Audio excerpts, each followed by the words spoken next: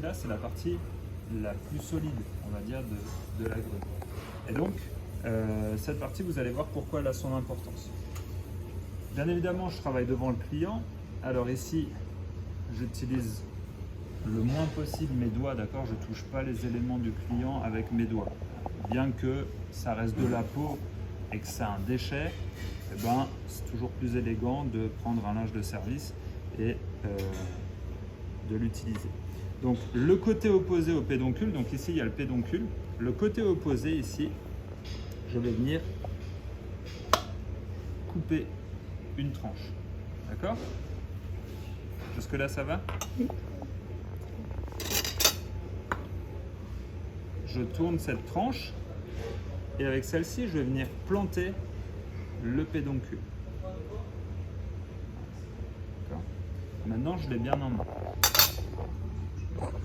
C'est de ce fait-là que je dois planter dans le pédoncule, c'est de manière à avoir un côté solide et stable. Ensuite, je vais venir pratiquer ici une incision.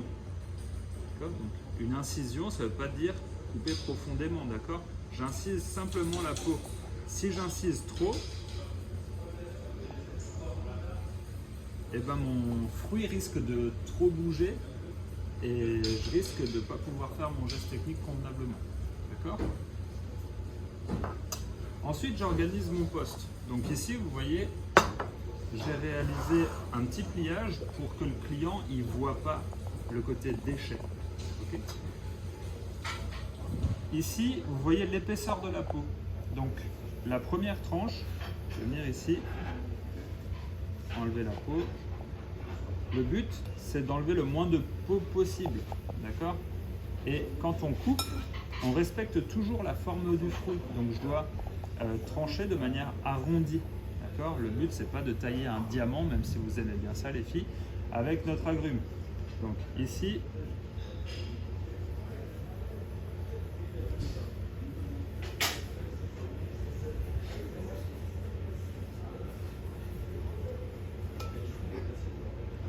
je prends toujours la même base, hein. Je regarde l'épaisseur de la peau et je viens mettre mon couteau et je mets mon couteau entre la chair et la peau. D'accord? Et j'ai même pas besoin d'appuyer. Je fais juste glisser ma lame.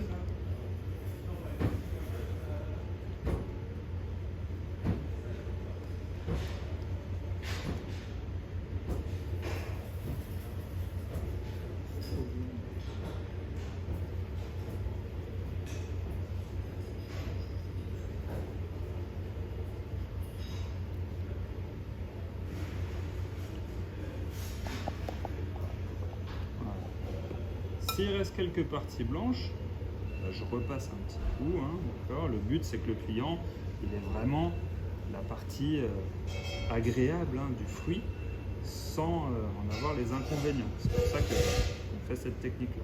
Alors, c'est une technique qui est parfois utilisée lors de concours de service pour voir justement la dextérité, si on ne fait pas trop de pertes sur un fruit, pour voir aussi un petit peu la culture du candidat. C'est quelque chose que vous n'allez pas forcément avoir à l'examen, mais c'est quelque chose qui vous apprend énormément sur la dextérité, la réalisation de la technique, mais aussi sur l'organisation de votre poste, parce que pour finalement un agrume, j'ai une organisation qui est complète. Donc ça, c'est quelque chose qui est très facile à reproduire chez vous ou en entreprise. Ça ne demande pas beaucoup de moyens financiers ou de couverts très spéciaux. D'accord? Donc une fois que j'ai mon agrume qui est propre, je ramène mon bol pour réceptionner mes suprêmes d'agrumes et je vais venir ici tout simplement, vous voyez, il y a les fibres qui sont ici du fruit et je vais venir entre chaque fibre mettre ma lame de couteau pour en sortir le suprême. Alors cette technique aussi, ça s'appelle travailler à la volée, parce que je suis en l'air, d'accord? C'est beaucoup plus élégant devant un client de travailler comme ceci, au moins vous êtes bien droit et plutôt que de travailler sur ma planche où j'ai tendance à me pencher un petit peu. Alors après, je conçois, ça peut être un petit peu lourd au début, les mains fatiguent vite. Donc si vous avez besoin d'un point d'appui, vous avez le droit de retourner sur la planche pour enlever la peau, d'accord? Mais si vous arrivez à le faire à la volée, c'est toujours une technique qui est plus agréable visuellement pour le client.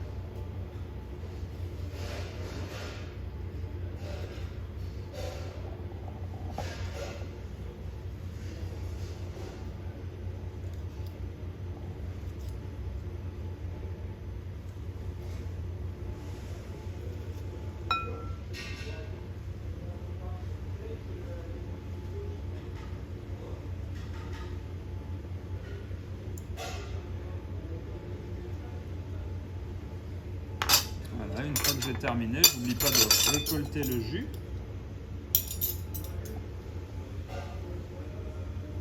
Donc je viens presser ici et je retire dans mon assiette à déchets.